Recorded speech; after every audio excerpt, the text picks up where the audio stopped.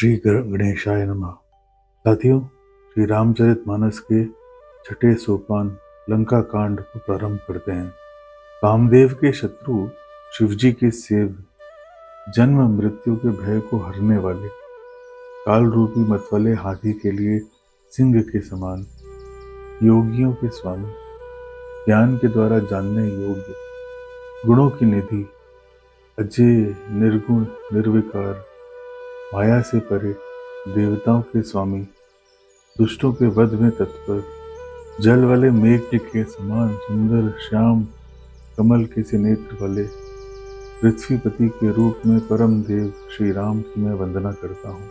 शंख और चंद्रमा की सी कांति के अत्यंत सुंदर शरीर वाले, व्याघ्र चर्म के वस्त्र वाले, काल के समान भयानक सर्पों का भूषण धारण करने वाले, गंगा और चंद्रमा के प्रेमी, काशीपति, कलयुग के पाप समूह का नाश करने वाले, कल्याण के कल्प वृक्ष, गुणों के निधान और कामदेव को भस्म करने वाले पार्वतीपति वंदनीय श्री शंकर जी को मैं नमस्कार करता हूँ, जो सत्पुरुषों को अत्यंत दुर्लभ कैवल्य मुक्ति तक दे डालते हैं और जो दुष्टों को दंड देने वाले हैं। वे कल्याणकाली शंभु मेरा कल्याण का विस्तार करें। लव निमेश परमाणु वर्ष युग और कल्प जिनके प्रचंड बाण हैं और काल जिनका धनुष है, हे मन, तू उन श्री राम को क्यों नहीं बचता। समुद्र के वचन सुनकर प्रभु श्री राम जी ने मंत्रियों को बुलाकर कहा, यह विलंब किस लिए हो रहा है? सेतु तैयार करो जिससे सेना उतरे। जाम्बवान ने हाथ जोड़कर कहा, हे सूर्यकुल के ध्वजारूप श्री राम, सेतु तो आपका नाम ही है, जिस पर चढ़कर मनुष्य संसार रूपी समुद्र से पार हो जाते हैं। फिर ये छोटा सा समुद्र पार करने में कितनी देर लगेगी? ऐसा सुनकर फिर पवन कुमार हनुमान जी ने कहा, प्रभु का प्रताप भारी समुद्र की आग के समान है। इसने पहले समुद्र के जल को सोख लिया था, परंतु आपके शत्रुओं की स्त्रियों के आंसुओं की धारा से यह फिर भर गया और उसी से खारा भी हो गया। हनुमान जी की यह अलंकार पूर्ण युक्ति सुनकर वानर श्री रघुनाथ जी की ओर देखकर हर्षित हो गए। जाम्बवन ने नल नील दोनों भाइयों को बुलाकर उन्हें सारी कथा कह सुनाई और कहा, मन में श्री राम जी के प्रताप को स्मरण करके सेतु तैयार करो। फिर वानरों के समूह को बुला लिया और कहा, आप सब लोग मेरी विनती सुनिए। अपने हृदय में श्री राम के चरण कमलों को धारण कर लीजिए और दौड़ जाइए, वृक्षों तथा पर्वतों के समूह को उखाड़ लाइए। यह सुनकर वानर और भालू हुंकार करके और श्री रघुनाथ जी के प्रताप समूह की जय पुकारते हुए चले। बहुत ऊंचे ऊंचे पर्वतों और वृक्षों को खेल की तरह उखाड़ लेते हैं और ला ला कर नल नील को देते हैं। वे अच्छी तरह गढ़ कर सेतु बनाते हैं। वानर बड़े बड़े पहाड़ ला ला कर देते हैं और नल नील उन्हें गेंद की तरह ले लेते हैं। सेतु की अत्यंत सुंदर रचना देखकर कृपा सिंधु श्री राम जी हंसकर बोले, यहाँ की भूमि परम रमणीय और उत्तम है। इसकी असीम महिमा का वर्णन नहीं किया जा सकता। मैं यहाँ शिव जी की स्थापना करूँगा। मेरे हृदय में यह संकल्प हो रहा है। श्री राम जी के वचन सुनकर वानर राज सुग्रीव ने बहुत से दूत भेजे, जो सब श्रेष्ठ मुनियों को बुलाकर ले आए। शिवलिंग की स्थापना करके विधि पूर्वक उसका पूजन किया गया। फिर भगवान बोले, शिव जी के समान मुझको दूसरा कोई प्रिय नहीं है। जो मनुष्य मेरे स्थापित किए हुए इन रामेश्वर जी का दर्शन करेंगे, वे शरीर छोड़कर मेरे लोक को जाएंगे, और जो गंगा जल लाकर इन पर चढ़ाएगा तो मनुष्य सायुज्य मुक्ति पाएगा। जो छल छोड़कर और निष्काम होकर श्री रामेश्वर जी की सेवा करेगा, उन्हें शंकर जी मेरी भक्ति देंगे, और जो मेरे बनाए सेतु का दर्शन करेगा तो बिना ही परिश्रम संसार रूपी समुद्र से तर जाएगा। श्री राम के वचन सबके मन को बड़े अच्छे लगे। तदंतर वे श्रेष्ठ मुनि अपने अपने आश्रमों को लौट आए। चतुर नल और नील ने सेतु बांधा।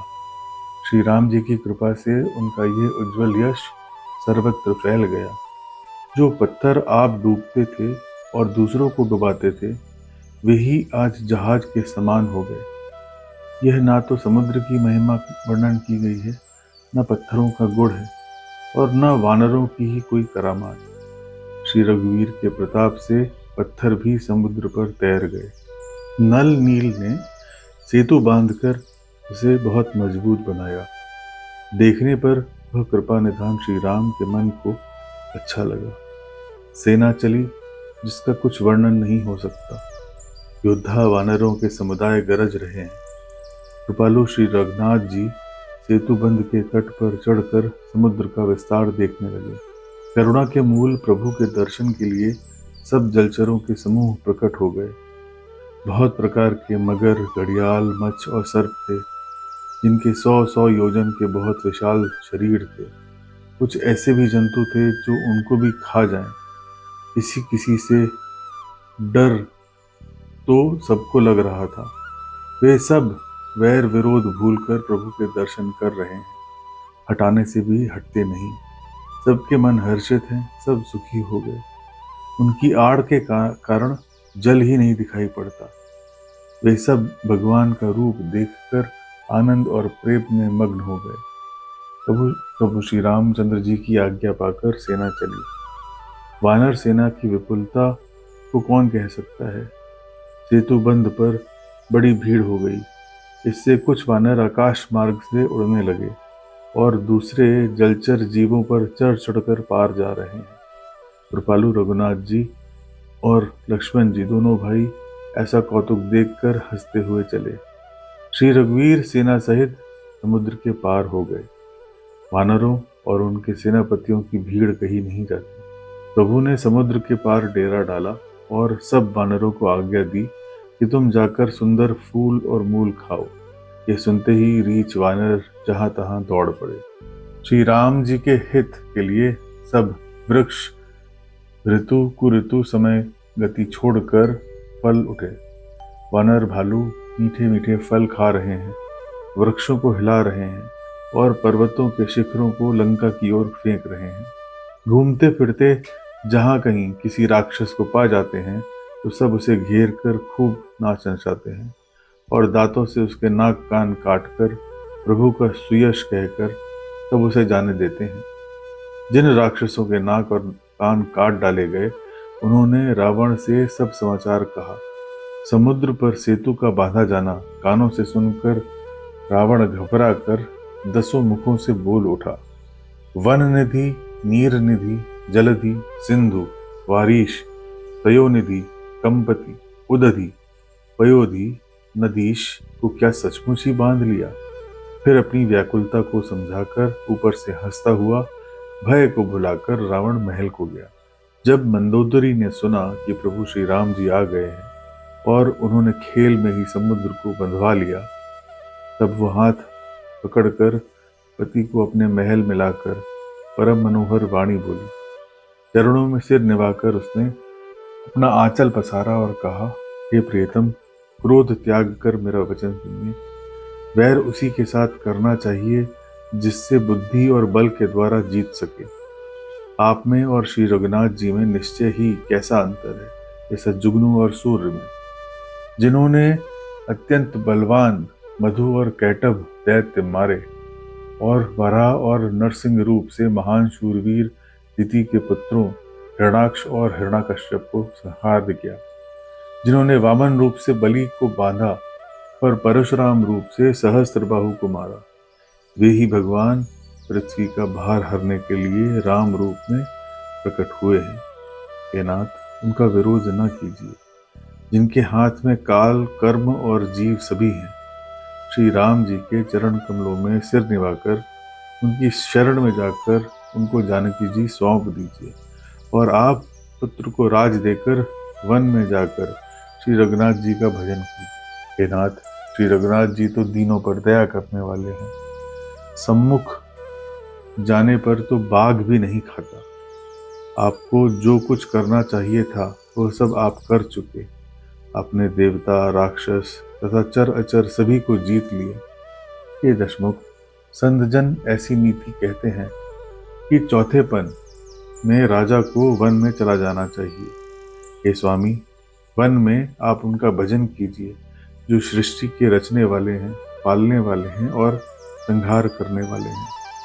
हे नाथ, आप विषयों की सारी ममता छोड़कर उन्हीं शरणागत पर प्रेम करने वाले भगवान का भजन कीजिए, जिनके लिए श्रेष्ठ मुनि साधन करते हैं और राजा राज्य छोड़कर वैरागी हो जाते हैं। वही कौशलाधीश श्री रघुनाथ जी आप पर दया करने आए हैं।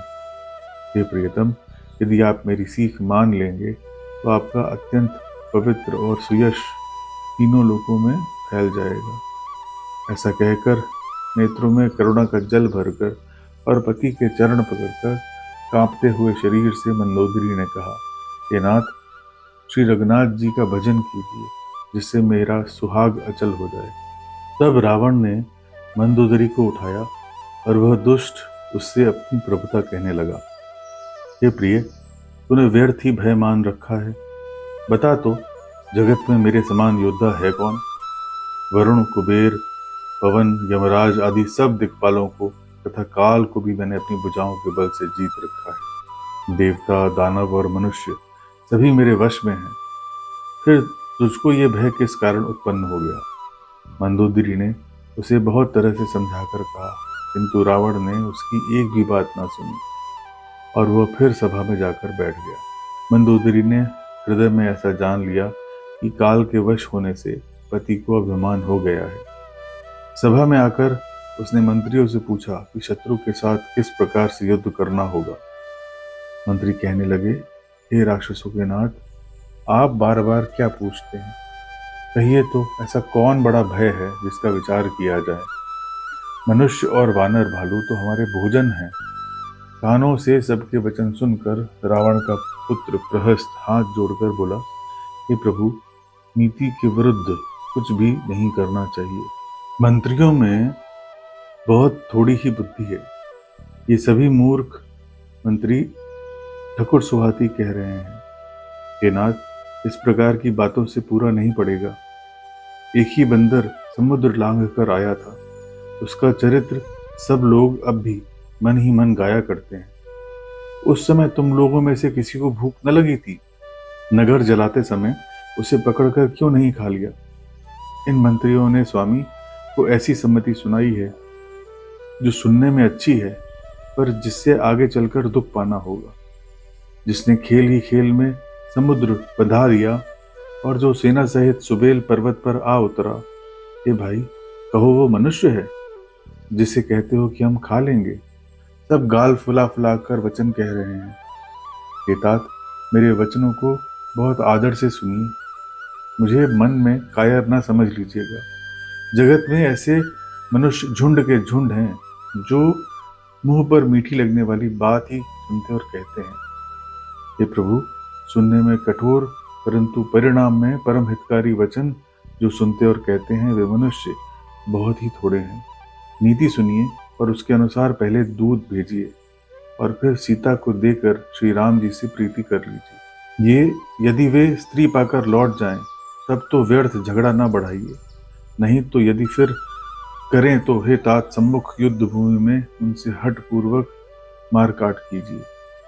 यदि आप मेरी ये सम्मति मानेंगे तो जगत में दोनों ही प्रकार से आपका सुयश होगा। रावण ने गुस्से में भरकर पुत्र से कहा, अरे मूर्ख, तुझे ऐसी बुद्धि किसने सिखाई? अभी से हृदय में संदेह हो रहा है। ये पुत्र, तू तो बांस की जड़ में घमोई हुआ। पिताजी की अत्यंत घोर और कठोर वाणी सुनकर प्रहस्त ये कड़े वचन कहता हुआ घर को चला गया। हित की सलाह आपको कैसे नहीं लगती? जैसे मृत्यु के वश हुए रोगी को दवा नहीं लगती। संध्या का समय जानकर रावण अपनी 20 भुजाओं को देखता हुआ महल को चला। लंका की चोटी पर एक अत्यंत विचित्र महल था। वहां नाच गान का अखाड़ा जमता था। रावण उस महल में जाकर बैठ गया। किन्नर उसके गुण समूहों का गान करने लगे। ताल, पखावज और वीणा बज रहे हैं। नृत्य में प्रवीण अप्सराएं नाच रही हैं। वहां निरंतर सैकड़ों इंद्रों के समान भोग विलास करता रहता है। यद्यपि अत्यंत प्रबल शत्रु सिर पर है, फिर भी उसको न तो चिंता है और ना ही डर। यहाँ श्री रघुवीर सुबेल पर्वत पर सेना की बड़ी भीड़ के साथ उतरे।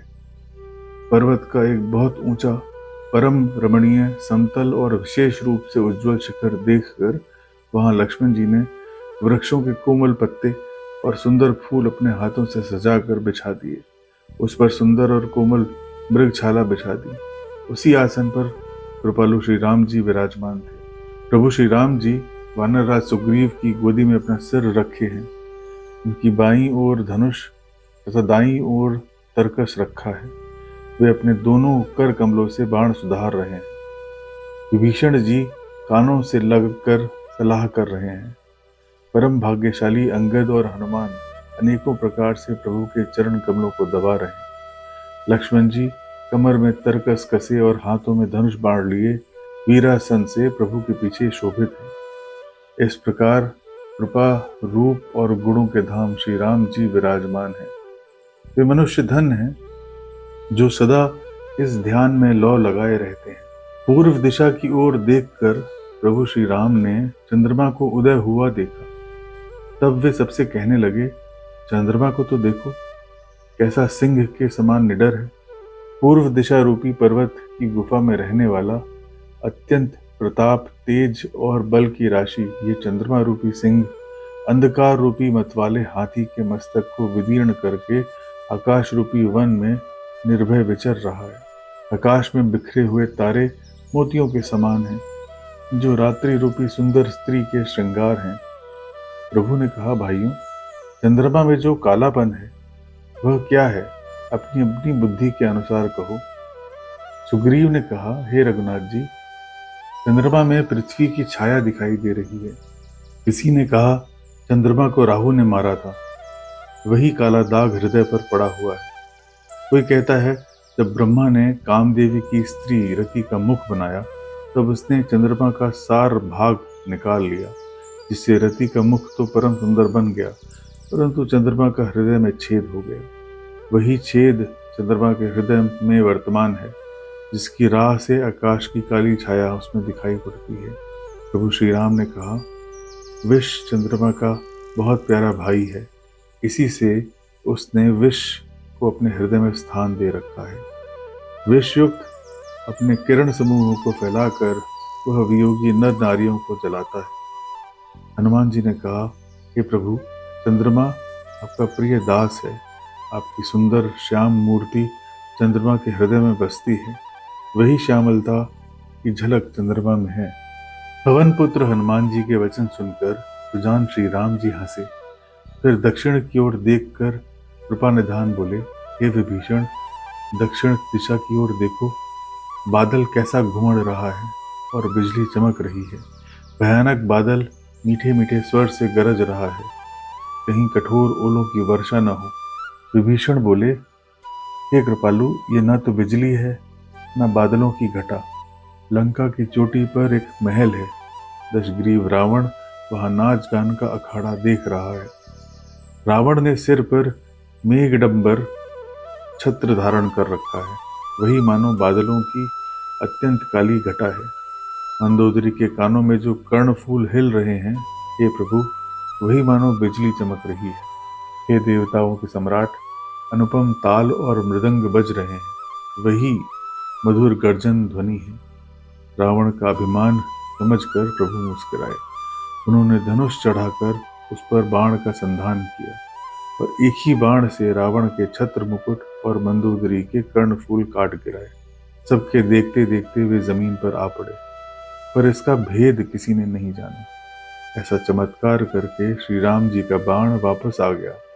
यह महान रस भंग देखकर रावण की सारी सभा भयभीत हो गई। न भूकंप हुआ, न बहुत जोर की हवा चली, न कोई अस्त्र शस्त्र ही नेत्र से दिखे। सभी अपने अपने हृदय में सोच रहे हैं कि यह बड़ा भयंकर अपशकुन हुआ। सभा को भयभीत देखकर रावण ने हंसकर युक्ति रचकर ये वचन कहे, सिरों का गिरना भी जिसके लिए निरंतर शुभ होता रहा है, उसके लिए मुकुट का गिरना अपशकुन कैसा? अपने अपने घर जाकर सो जाओ, डरने की कोई बात नहीं। तब सब लोग सिर निभाकर घर गए। जब से कर्णफूल पृथ्वी पर गिरा, तब से मंदोदरी के हृदय में सोच बस गया। नेत्रों में जल भरकर दोनों हाथ जोड़कर वो रावण से कहने लगी, हे प्राणनाथ, मेरी विनती सुनिए। श्री राम जी से विरोध छोड़ दीजिए, उन्हें मनुष्य जानकर मन में हठ न पकड़े रहिए। मेरे इन वचनों पर विश्वास कीजिए कि वे रघुकुल के शिरोमणि श्री राम विश्वरूप हैं।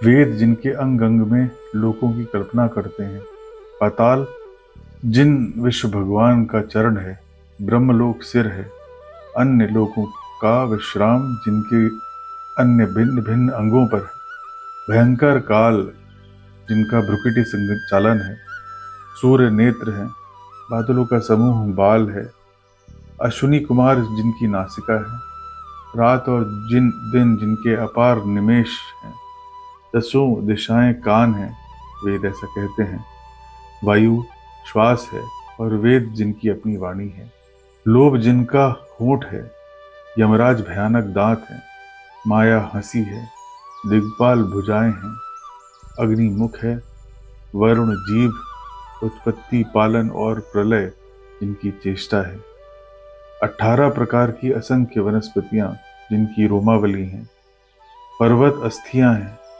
नदियां नसों का जाल है, समुद्र पेट है और नरक जिनकी नीचे की इंद्रियां हैं। इस प्रकार प्रभु विश्वमय हैं, अधिक कल्पना क्या की जाए। शिव जिनका अहंकार है, ब्रह्मा बुद्धि है, चंद्रमा मन है और महान विष्णु ही चित्त है। उन्हीं चराचर रूप भगवान श्री राम ने मनुष्य रूप में निवास किया है।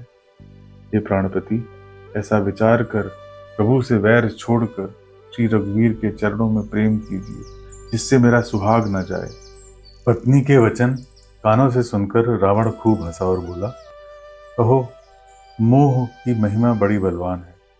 स्त्री का स्वभाव सब सत्य ही कहते हैं कि उसके हृदय में 8 अवगुण सदा रहते हैं, साहस, झूठ, चंचलता, माया, भय, अविवेक, अपवित्रता और निर्दयता। तूने शत्रु का समग्र रूप गाया और मुझे उसका बड़ा भारी भय सुनाया। हे प्रिय, वह सब स्वभाव से ही मेरे वश में है। तेरी कृपा से मुझे अब समझ पड़ा।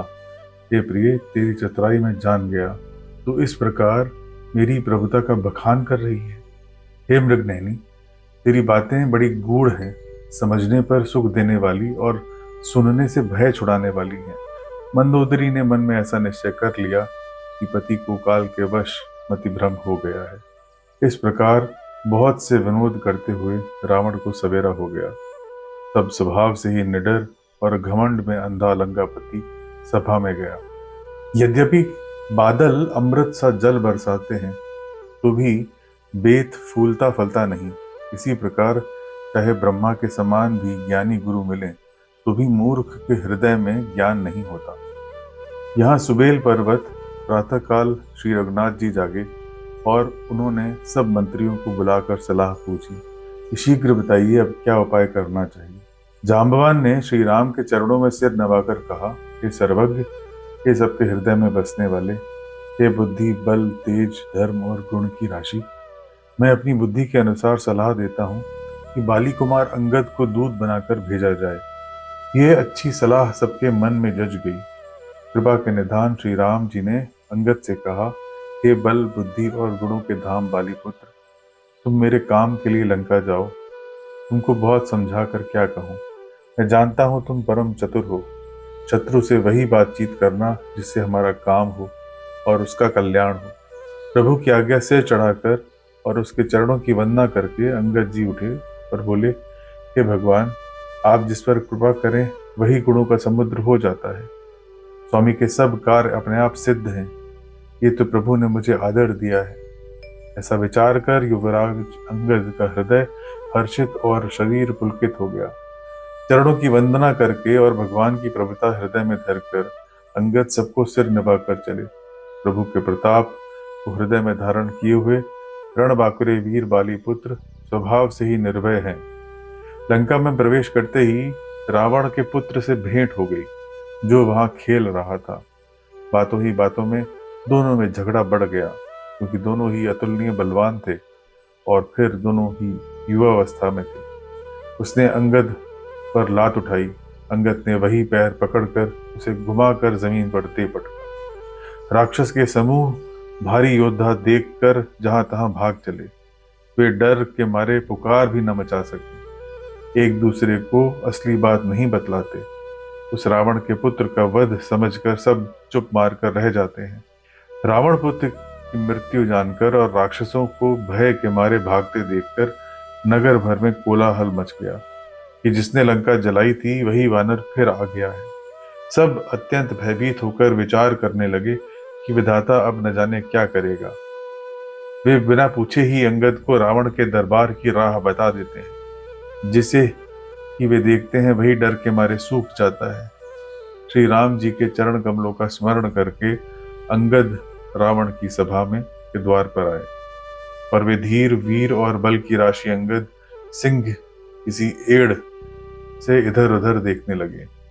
तुरंत ही उन्होंने एक राक्षस को भेजा और रावण को अपने आने का समाचार सूचित किया। सुनते ही रावण हंसकर बोला, बुला लाओ, देखें कहाँ का बंदर है। आज्ञा पाकर बहुत से दूत दौड़े और वानर में हाथी के समान अंगद को बुला लाए। अंगद ने रावण को ऐसे बैठे देखा जैसे कोई प्राण युक्त काजल का पहाड़ हो। भुजाएं वृक्षों के और सिर पर्वतों के शिखर के समान है। रोमावली मानो बहुत सी लताएं हैं। मुंह, नाक, नेत्र और कान पर्वतों की कंदराएं और खोहों के बराबर हैं। अत्यंत बलवान बाके वीर बाली पुत्र अंगद सभा में आए। वे मन में जरा भी ना झिझके। अंगद को देखते ही सब सभासद उठ खड़े हुए। यह देखकर रावण के हृदय में बड़ा क्रोध हुआ। जैसे मतवाले हाथियों के झुंड में सिंह चला जाता है, वैसे ही श्री राम जी के प्रताप का हृदय में स्मरण करके वे निर्भय सभा में सिर नवाकर बैठ गए। रावण ने कहा, अरे बंदर, तू कौन है? अंगद बोले, हे दशग्रीव, मैं रघुवीर का दूत हूँ। मेरे पिता से और तुमसे मित्रता थी, इसलिए हे भाई, मैं तुम्हारी भलाई के लिए ही आया हूँ। तुम्हारा उत्तम कुल है, कुलस्थ ऋषि के तुम पौत्र हो। शिव जी की और ब्रह्मा जी की तुमने बहुत प्रकार से पूजा की है, उनसे वर पाए हैं और सब काम सिद्ध किए हैं। लोकपालों और सब राजाओं को तुमने जीत लिया है। राजमद से यह मोहवश तुम जगत जननी सीता जी को हर लाए हो। अब तुम मेरे शुभ वचन सुनो और उसके अनुसार चलने से प्रभु श्री राम तुम्हारे सब अपराध क्षमा कर देंगे। दांतों में तिनका दबाओ, गले में कुल्हाड़ी डालो और कुटुंबियों सहित अपनी स्त्रियों को साथ लेकर आदर पूर्वक जानकी जी को आगे करके इस प्रकार सब भय छोड़कर चलो। और हे शरणागत के पालन करने वाले रघुवंश शिरोमणि श्री राम जी, मेरी रक्षा कीजिए, रक्षा कीजिए। इस प्रकार प्रार्थना करो। आर्त पुकार सुनते ही प्रभु तुमको निर्भय कर देंगे। रावण ने कहा, अरे बंदर के बच्चे, संभाल कर बोल। मूर्ख, मुझ देवताओं के शत्रु को तुम्हें जाना नहीं? अरे भाई, अपना और अपने बाप का नाम तो बता, किस नाते से मित्रता मानता है? अंगद ने कहा, मेरा नाम अंगद है, मैं बाली का पुत्र हूँ। उनसे कभी तुम्हारी भेंट हुई थी? अंगद का वचन सुनते ही रावण कुछ सकुचा गया और बोला, हाँ, मैं जान गया, मुझे याद आ गया, बाली नाम का एक बंदर था। अरे अंगद, तू बाली ही का लड़का है? अरे कुलनाशक, तू तो अपने कुल रूपी बांस के लिए अग्नि रूप ही पैदा हुआ। गर्भ में ही क्यों नहीं नष्ट हो गया? तू व्यर्थ ही पैदा हुआ, जो अपने ही मुंह से तपस्वियों का दूत कहलाया। लंका कांड का यह अध्याय यही समाप्त होता है। भगवान से प्रार्थना है कि वे आप सबकी साधना में सहायता करें। जय श्री राम।